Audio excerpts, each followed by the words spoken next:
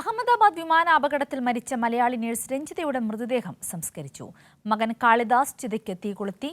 പുല്ലാട്ടെ വീട്ടുവളപ്പിലാണ് സംസ്കാര ചടങ്ങുകൾ നടന്നത്. വിവരങ്ങളുമായി സുജു ടി ബാബു ചിരിക്കുകയാണ്. സുജു, വളരെ വലിയൊരു നോവായി മാറുകയാണ് രഞ്ജിത. എന്താണ് കൂടുതൽ വിശദാംശങ്ങൾ? സുജൂരി, അല്പസമയം മുമ്പാണ് സംസ്കാര ചടങ്ങുകൾ പൂർത്തിയായത്. മകൻ കാളിദാസ് ചിതയ്ക്ക് തീ കൊളുത്തിയത്. പുല്ലാട്ടെ വീട്ടുപള്ളിയിൽ പോയി ചേർന്ന സംസ്കാര ചടങ്ങുകൾ പൂർത്തിയാക്കിയത്. ഇന്ന് പുലർച്ചെയാണ് രഞ്ജിതയുടെ മൃതദേഹം തിരുവനന്തപുരത്ത് എത്തിച്ച് അവിടുന്ന് പിന്നീട് വിവേകാനന്ദ സ്കൂളിൽ വെച്ച പൊതുദർശനം ഉണ്ടായിരുന്നു. ഈ സമയം മന്ത്രി വി എൻ വാസവനെത്തി സംസ്ഥാന സർക്കാരിനായി അന്തിമ ഉപചാരം അർപ്പിക്കുകയും ചെയ്തു. തുടർന്ന് 1:30 കൂടി വീട്ടിലേക്ക് എത്തിക്കുകയായിരുന്നു.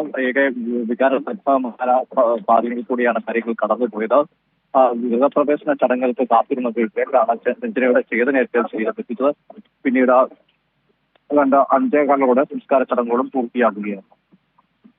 വ്യക്തമാണ് സുജു. അഹമ്മദാബാദ് വിമാനാപകടത്തിൽ മരിച്ച മലയാളി നഴ്സ് രഞ്ജിതയാണ് ഇപ്പോൾ ഓർമ്മയായി മാറിയിരിക്കുന്നത്. മൃതദേഹം വീട്ടുവളപ്പിൽ സംസ്കരിച്ചു.